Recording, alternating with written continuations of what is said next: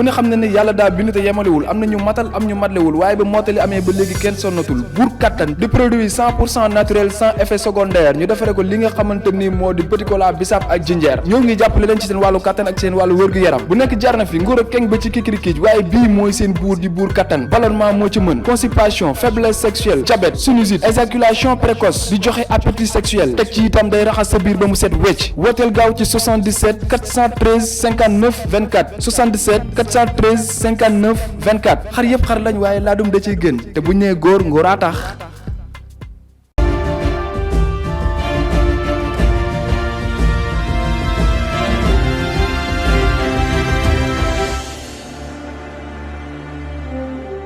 waxtaane yitteel na maanaam député yi gannaaw sax mbiru budget bi ak ministère du travail li ñuy waxtaane mooy dundinu suñuy institution maanaam kuréel yi nga xam ne yu mel na ni assemblée nationale mel na ni présidence de la république ak yeneen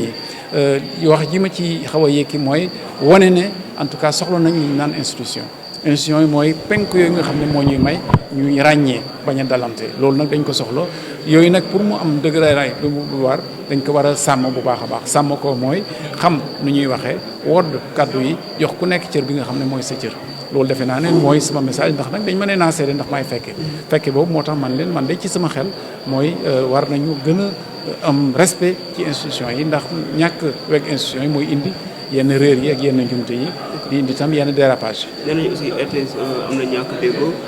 yow ban taxawaay nga si am di jéem a rataxal diggante yi rek xam nga suñu ministère dañ koy woowee ministère du travail mais du dialogue social dialogue nag mooy waxtaan njaatige yi maanaam ñiy xëyloo ak ñiy xëy tout le temps dañ leen di jéem a dajale di waxtaan ak ñoom ñu ngi koy def ak waa RTS di ko def ak waa Soleil di ko def tam ak yeneen i këru liggéeyukaay yi rataxal diggante yi ba li mën a nekk ñu def ko li nga xam ne jaaduwul ñu bañ ko def waxtaan woowu nag ñu ci du loo xam ne da nga koy wax ci penc mi muy kawe mais yàlla xam na ne yàgg na buñ ci taxawee di ci dox ay jéego. waaw jéem ko doxale rek ne pour gën a sàmm liggéeykat yi sàmm bérébu liggéeykaay yi ci maanaam li fa war a am ci ay jamtukaay ay yoo xam ne war nañ ko soxla fexe ba ñu xam ne waxtu yu nekk na waxtu xat-xat boo xam ne waxtaan rek moo ñu may ñu génn ci booy seetlu vraiment gouvernement bàyyi na xel bu baax a baax liggéeykat yi am na ay points yoo xam ne franchir nañ ko mais doyagul loolu nag mooy sóobu bees bi defe naa ne dañ koy déggee noonu rek yaakaar ne incha allah année bii di ñëw dina indi ay nouvelles yu neex a neex si liggéeykat yi ba yëf yi gën a ñoŋ. ñaari ci li mu woo inspecteur du travail yi ak contrôleur yi ngir ñu yokk seen lim est-ce que loolu mën nañ jot ne dina am. waaw loolu am nañ ci yaakaar bu baax a baax ndax booy seetlu sax année yu yokk yi lii ñu naan néew na yokk nañ ko monde te loolu nag dafa war a ànd ak sax ay jumtukaay yu bees yoo xam ne war na leen may ñu am ndaamaar yu leen di may ñuy dem di dikk maanaam soxla bi mooy loolu ñun ñëpp comprendre nañ ko li am doyul waaye niñ koy waxee ndar xëyul sotti mais nag comme déggoo nañ ne doyul ak namm nañ ñun ñëpp ñu yokk ko jàpp naa ne dañ ci jublu bu baax a baax. am na ñaari député peut-être dernière question ñaari député nga xam ne ñoo agressé Amy Ndiaye ñu ne kenn xamul fi ñu nekk yow est-ce que ñu ne procureur autosaisir na est-ce que yow d'accord nga pour procureur jàpp leen wala. déet xam nga ay mbiru nañ jàpp ak buñ jàpp loolu moom du mbiru ministère du travail li ma xam mooy li fi xew maa ngi koy météo di masawu soxna soosu nga xam ne moom la dal di ñaan yàlla li bañ a amaat léegi nag li ci des yoon mooy doxal ay mbiram vraiment aw ma ci dara loo xam ne dama ci yey yàbbi. nee nañ procureur daf leen bëgg a seet yow d'accord nga si loolu wala. déet man aw ma lu may d'accord ak lu may ñàkk d'accord yaa may xibaar ci mbir moom nee naa la man sama sañ-sañ eggul ci ne lii la procureur war a doxale wala war a doxal ne xam nga ku nekk si ñun dañ ko war a xàmmel fi mu war a yem man mii nga xam ne ministre la mbala jàngalekat la ma xam sama yemukaay yow mi nga xam ne taskatu xabaar nga def ko keneen tam def li ko war donc. lan nga compte def pour redresser poids yooyu wala jàmm am fa gis nañ peut-être même Soleil APS. Il faut que nous comprenions que nous tous qui sommes des agents publics, nous sommes commis à des tâches et nous avons des responsabilités. Quand chacun d'entre nous l'entend de cette manière-là et dans des dispositions d'esprit, n'est-ce pas, pour que ça se fasse tel que ça doit se faire, je crois qu'on peut s'entendre. Parce que l'exigence du moment, c'est de croiser les réflexions, d'agir pour le mieux, de comprendre que c'est ensemble que nous pouvons nous en sortir. Ce message-là, nous le délivrons à longueur, disons, de journées, de semaines, de mois, à tous nos partenaires sociaux. Il y a eu aussi un débat sur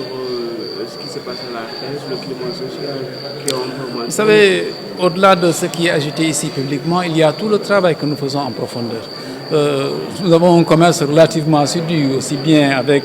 disons, les dirigeants et les travailleurs de la radio-télévision du Sénégal qu'avec ceux du Soleil et des autres officines. Au quotidien, nous sommes en discussion et nous comprenons que dans l'étape actuelle, ce qui nous permettra, disons, de passer le gué, c'est le dialogue social. Nous le disons au patronat, nous le disons aux travailleurs et nous avons la faiblesse de penser que cela est compris et que les problèmes vont être dépassés. Et quelles seront les grandes lignes de ce budget qui a été voté et adopté? Vous savez que nous vivons une période complexe à cause des paramètres que vous savez. Certains sont nationaux, mais d'autres sont internationaux. Et c'est une période extrêmement difficile qu'il faudra traverser.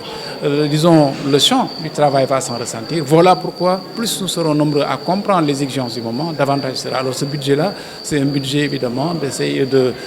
conciliation. C'est un budget pour armer les inspecteurs et les contrôles du travail pour que sur le terrain, ils pacifient, n'est-ce pas? Ils protègent également les travailleurs et fassent respecter leurs droits tout en permettant à l'entreprise de fonctionner. Est-ce qu'on peut s'attendre à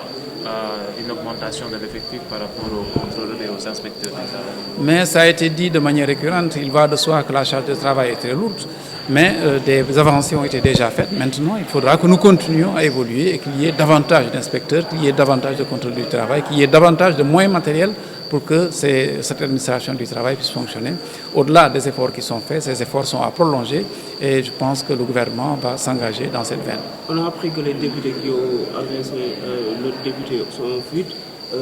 ils sont poursuivis. Quelle est votre position? Est-ce que vous êtes d'accord qu'on les poursuive? Je n'ai pas être d'accord ou à ne pas être d'accord. Ce que je comprends dans notre, en tout cas, pays, c'est qu'il y a une exigence simplement de respecter finalement la loi et de compréhension que la vie commune ne peut pas se faire, évidemment, si nous n'avons pas comme, disons, exigence chacun de respecter, évidemment, disons, l'autre. Il le faut fondamentalement. Maintenant, pour le reste, ce n'est pas une question qui m'habite particulièrement. C'est évidemment à la justice et aux concernés de faire ce qu'il faut pour que la lumière soit apportée par rapport à cette pénible affaire. Si.